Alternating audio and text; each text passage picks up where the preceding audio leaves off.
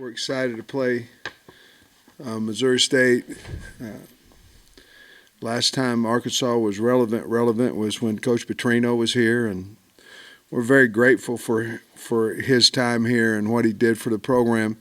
You know, we've used that in recruiting, and without him and his staff, we wouldn't have been able to do that. So it'll be exciting for him, I'm sure, to come back here. But they've got a good team, ranked 7th in their in the FCS or FBS, and which one is it? FCS. FCS.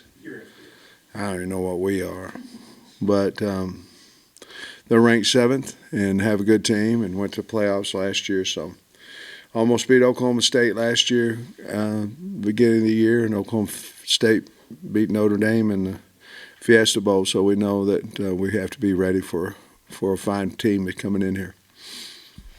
Coach, after watching the film, is there any specific players or things stand out about the South Carolina game?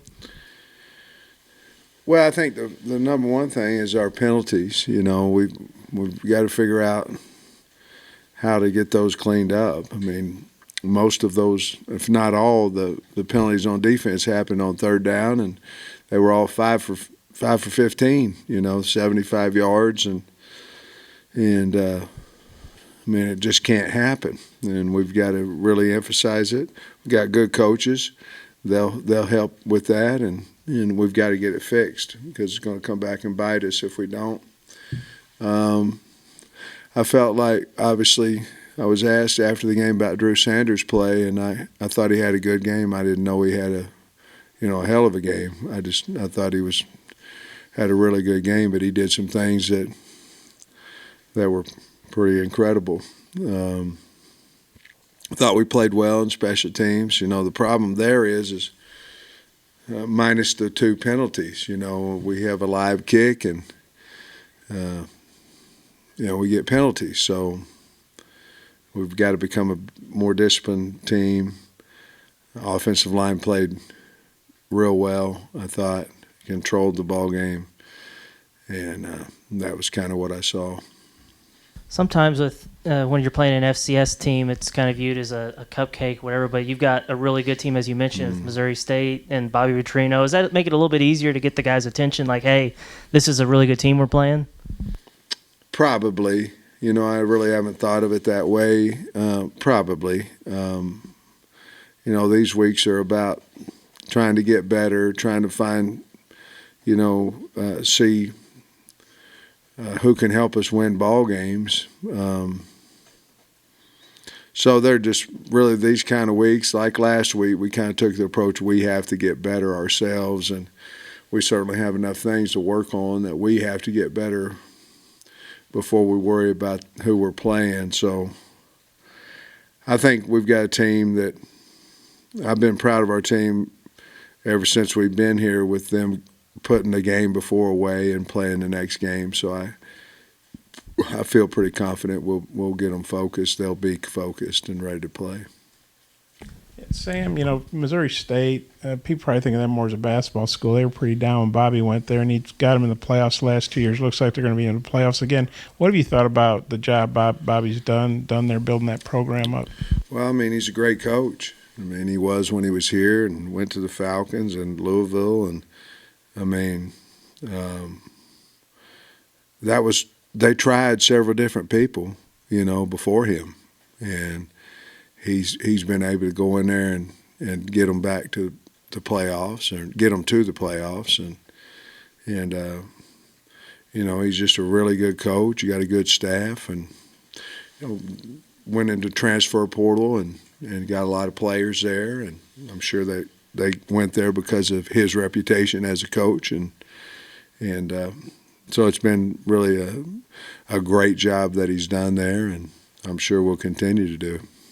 The running game, I know some of that's just lining, the offensive line just dominating, but you getting the running game, getting the ball to the receivers in different ways. I think Malik Hornsby was in the backfield. What do you thought about the running game and maybe all the different variations that Kendall's done, and how key has that been to your all success these first 2 games? Well, I think Kendall's called two really good games. I thought he had South Carolina a little bit on edge with some of the things he was doing, some of the plays we were running, the personnel that he was using. I think he's really they've had great game plans over there on offense, and we're using, Malik carried the ball a couple times, and we have three backs. Hopefully we can get Dominique Johnson back this week. Again, that's kind of be up to him. He's cleared, so be kind of up to him. But our offensive line is playing well. That includes Trey Knox and Nathan Bax, in there. Our wideouts are blocking well on the outside. So, but Kendall's really using the personnel that we have with the short throw games almost as a run, if you will, and really done a nice job. Really calling good games. Coach, Wilmo Claire, picture elevation. Arkansas 6 sacks last week. I don't know if you know this, but you're averaging the third most sacks of any team in college football right now. How do you see that impacting games going forward, and how much of an impact has it had so far? Well, it's had a big impact on, we have to get to the quarterback where, our secondary is continuing getting better, but we've got to improve there. We've had a couple of injuries that hurt us last week. But we have to get pressure on the quarterback. That's what we kind of went out to do, along with trying to get our own kids that we had on campus better, but trying to go out in the portal and find somebody that could rush the passer. Ironically, Drew Sanders is one of those guys, that we can put up on the edge and rush him along with some of the other new guys. But it's helped us. The other thing too, we're not playing as much a three-man front, as we did. We're not really the same defense that we were a year ago with the pressures and the man coverage and things of that nature. So we're allowing ourselves a little bit more chances, a little more men to go after the quarterback, and it seemed to be working for us. Coach, after reviewing the tape and everything, what did you think about Kari Johnson's play? And with Slusher, I believe you said you expect him back. With him coming back, does he slide back into nickel, or do you maybe look at, since you shuffled up so much stuff? I think we're going to kind of be a rotating position. In other words, if you can play boundary safety, you can probably play nickel and probably need to. So those would be those two positions for Kyrie. Day-Day's injured right now, and so that's another one that we will not have on Saturday. But I think where we're at right now, we've got to multitask with those guys, and I'd like to see Keywan Parker get some action at corner. I think he's earned it. I think he's done a nice job at practice, and he's a really good cover guy.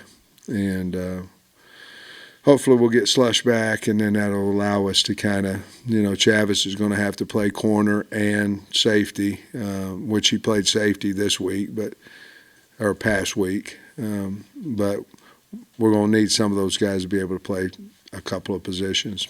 Just for clarification, you said Kari is going to play nickel and boundary? Well, I don't know. He's going to play safety. He's going to play middle safety and possibly boundary safety. He might go to nickel as well, too. It just depends on how the week kind of goes out. And you think Slush back at nickel? That's a good one, man. I don't know. He's going to have to play both, but I don't know. I don't know where we would put him to start with. I think, to be honest with you, Jaden Johnson is better suited to nickel, and then that would put Slush back to safety, but I don't know. And Christopher Paul, after his play, you ready to clear him for more action? It seemed like he was – I know in Pro Football Focus he graded out super high. Well, that's awesome.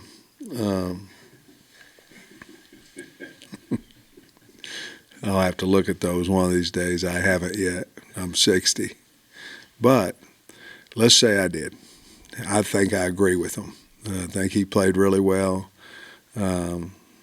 He got more reps this week than he did the previous week. He's a good player, physical guy. Knows what he's doing better now than what he ever has. He's playing mistake-free football. So I don't know when he gets a lot of his reps is when we're in that 3 linebacker look when Drew's on the field as a rush, jack, buck, whatever you want to call him.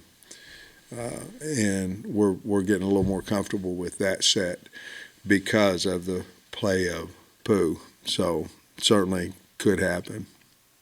To ask you about Jaden Hazelwood last week. I think when he talked to us Tuesday, he said that he's having fun playing again. Are you seeing kind of that joy from him? He played with a little bit of fire on Saturday too. But are you seeing kind of that joy come back? I think, I think he's having a good time. He's a physical kid. He's a man. I mean, he's a mature kid. Not afraid to say his opinion, which helps the football team. Not afraid to lead. Brings a lot of confidence to the offensive football team. I mean, he just does. He brings a lot of confidence. He's never down. I like everything about him. I think he's tough and physical, good player. But I hope he's having fun because I'm having fun because he's on the team. Number 10 in the AP poll. Just what does that mean for this program at this point, and how important is it for you guys to celebrate that? Well, I think it's a big deal. I do. Everybody always looks at the negative all the time, and I tweeted out that we were number 10, and then I got some responses, well, it doesn't matter. Well, I ain't tweeting it out to you guys or a 50-year-old man. I'm trying to use it as recruiting, so I really don't care what the guy says. You know what I mean? I'm trying to recruit, not him or them. I recruit. And so we're proud of it. Sure, we're proud of it. And that doesn't mean that that's where we want to stay or it's hard to be in the top 10. We've done it 2 years in a row. The kids have done it, and the assistant coaches have done it. Yeah, I'm proud of it. Sure am. Whenever it came out, I was smiling ear to ear. Now, what that means right now, it means that we're number 10 today, and I tweeted it out. I'm proud of it. Trey Knox was banged up after the game. Is his ankle fine? Is he going to be fine for this weekend? I think we got to watch him. I think he'll be fine this weekend. I think we really have to watch him. And how we do it, if there's potential for him to practice that day. In other words, if Dave hadn't said he's out, we take him into Indy and we let the coaches kind of see where they're at physically.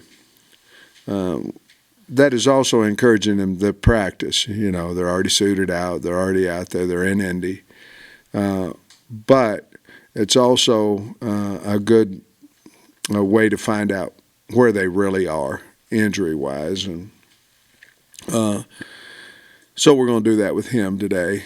There was another one, too, that had an ankle that we're kind of doing the same. Who? Brainy. Yeah, Brainy. Same thing with Brainy. I think Brainy's probably a little healthier than Trey. Hey, Coach. Rocket leads the SEC up here. Rocket leads the SEC in rushing through the first 2 games. Just what have you seen as the improvements in his game early on this season? Well, I think the line's playing pretty good, and I think that helps him. He's making decisions faster. A running back is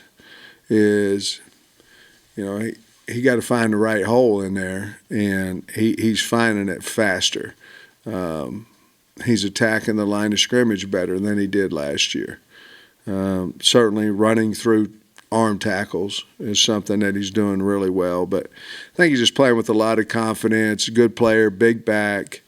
But in a nutshell, he's seeing holes better than what he did a year ago. Talk about Dominique working to get back. How do you go about, I guess, finding the right balance between feeding the hot hand in Rocket while also getting carries for the other talented backs in your room? I don't know. I guess we'll have to kind of wait and see when he gets back. It's a really good question, because you end up having a guy like Dominique that might have been the best back we had last year. He might have been two, regardless. He was one of the top two backs we had last year. You have to watch it because, guys are practicing. You're not. You got to get back in the flow of things. So I don't know that we would upset the apple cart a whole bunch when he comes back early in the first time he comes back, because it's not broke right now. At the same time, we've got a really fine football player that we'd like to get on the field. So once he becomes confident, I think I'll be able to answer that question a little bit better. Hey, Coach. Meredith Mulkey, 4029 News. I just wanted to ask your thoughts on the dynamic between Bumper Pool and Drew Sanders and just what they bring to the defense, and if you see any resemblance between them and the duo you had in Grant Morgan and Hayden Henry. Man. I didn't memorize that. I think Bump and Drew are close. I think they're good friends. I think they've earned each other's respect. I think there's two total different personalities there. Hayden and Grant, probably Hayden was more of an extreme, away from that. Hayden was just a slobber knocker. All he wanted to do is just hit people. Boy, I liked that kid, though. Man, it was a good player he was. And then, Grant was, Mr. Everything, best talker, best coach we had. Best talker, best leader. He was something really special there as well. So there's really not a huge similarity between those two duos. This group here plays really well together, plays really complementary football. They're both really good players. Drew Sanders is a really, really good player. Drew was going berserk in the first quarter. I looked down at the stat sheet. He had 6 tackles before anybody else had more than one. Yeah. Do you think South Carolina started to kind of recognize him a little more, and do you think that's going to happen maybe moving forward where teams maybe try to go away from him? Or Well, the thing is with them both being, with him being in a box, it's really hard to run away from him. I mean, I guess you could check and he'd have to run another 2 yards, 2.5 yards. I could see if they knew we were putting him up on the line of scrimmage, doing some things there differently. The thing he has, he's got range and he can really run. I mean, he's really fast. I don't know. I don't know if South Carolina changed anything of that or not. The game was dictating a little bit how they were calling their offense because we had gotten up by 18 or whatever it was. And so I really don't know, Trey, but I know people are going to know where he is, where he's lined up. aside from Bobby Petrino's time at Arkansas, have you ever crossed paths with him at all or met him or anything? I don't believe so. And I don't want to say no because if he was asked the same question, he said yes. I don't believe so. But certainly know what a wonderful coach he is. I do know that. Coach, there was so much cleaned up from week 1 to week 2. What's your focus cleaning up wise to week 3? Penalties.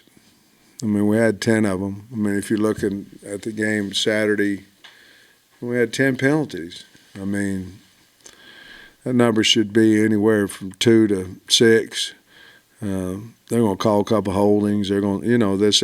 I get it, but not 10. And that's on me. I mean, I've evidently let that go at practice. I didn't think I had, but evidently I have. And I promise you it's an emphasis, but it was last week too, and we didn't, because I think we had 7 the first game, and that's disappointing. I'm disappointed myself on that one. We've got to get it cleaned up.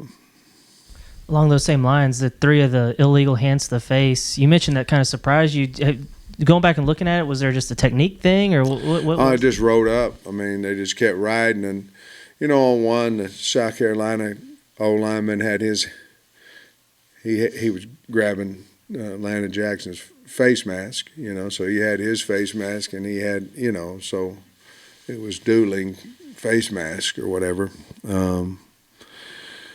But it would be one thing if you had one kid with three of them or 1, 2, and there was 3 different guys.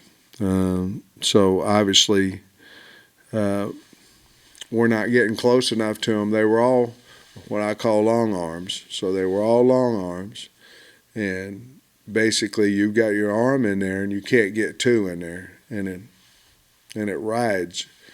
Well, you can ride for a second. You can get up in there and take it off and you won't get called. It's just keep holding on. A lot of it is they were doing the same thing, not necessarily in the face. I'm not trying to get a fine or officiating.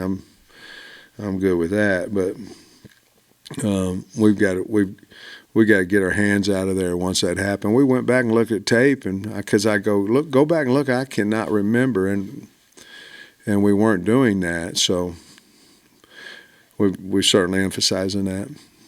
And Stromberg was named the co-offensive lineman of the week for the SEC. Is he playing through 2 games, kind of how you would expect a senior center to be playing? To be honest with you, and Ricky will tell you the same thing, I don't think he played his, some of his best ball against Cincinnati, and there's, reasons for that. The guys you're playing, all that kind of stuff too. But I thought he had one of his better games Saturday, and we challenged the offensive line that if they'd take over, we felt like they could take over the game, and certainly Kendall gave them opportunity to do that, and I felt like they basically controlled most of, if not all, the first half.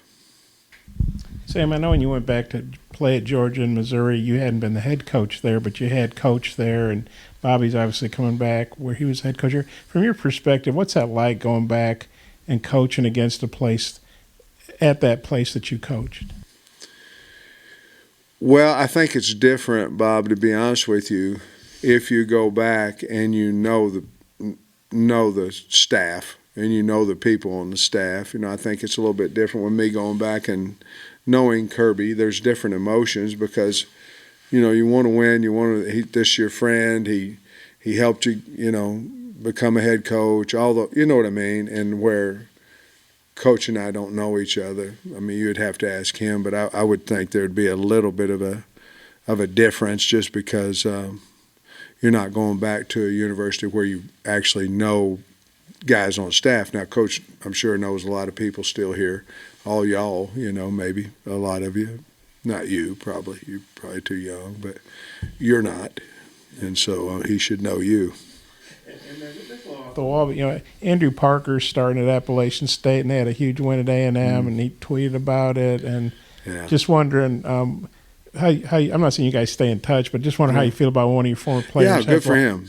Yeah, good for him. I'm good for App State if for those kids, and I'm gonna catch heck for saying that from A&M. I wasn't rooting for App State, but good for him. I hope he played well. I haven't looked at the game yet, but. Good for him. 2 tackles. I didn't watch. And I ask one more. I don't know if you and Barry Odom have had a chance to talk about this yet, but what do you think about the intricacies? Because Bobby's known as an offensive guru and all that. What do you think about his offensive skills and play and all that? Yeah, I think he's fantastic. I mean, really good coach. Schematically, he knows what he wants to do. He's got a quarterback that's good. He's got a running back. I like the running back a lot. He's got 2 wideouts more, but he's got a wideout that's a really good player. Uses them well, a lot of different sets, different formations. Can run the quarterback. Will throw it when he, a bunch when he needs to. They're a physical football team. I tell you one thing, he knows the personnel he has because he uses the best ones on his team. And a lot of times that doesn't happen. I mean, a lot of times you got a guy and he can't touch the ball 3 times, He knows he's got a good running back, good quarterbacks, and a good wideout, a lot of good wideouts, but 19's really good. And so they use him. On Saturday, Brini came in here after the game and said when he first got to campus, it was a little bit rocky for him personally. I'm just curious how you've seen him settle in since that point, and I guess, grown to the point where, he's able to take over a role with Cat out? I think if you've never been, because Brady didn't have an OV, so if you've never been to Arkansas or basically anywhere, and you go in there, it may or may not be what you thought it was going to be. And I think that's where it was here. I think part of that was we had better players and maybe what he thought we did. You know what I mean? There was a lot of different factors. We were further away from home for him, all kinds of different things. But yeah, I mean, he said it. He didn't really get going. He wasn't swift in getting going when he first got here, but he's a mature kid, a great kid, and I'm glad that he finally has gotten comfortable. Sam, I know when you're stopping a run like you guys did on defense the other day, something's got to give, but it seemed like the middle of the field was open a lot for Rattler and their receivers. Was there what do you think was going on? They were with running that? some vert routes, 4 verts on us, and it was open. And we've got to drive on the ball better. We can't. We got to be in position, in the safety position. We can't be too deep. If there's no threats in our area, we got to break on the ball. We just we have to play better back there in a lot of places, but. You're absolutely right. We had problems with the middle of the field, and whether it be 2 in the middle of the field or 1, and we've got to fix that, which certainly I think we will.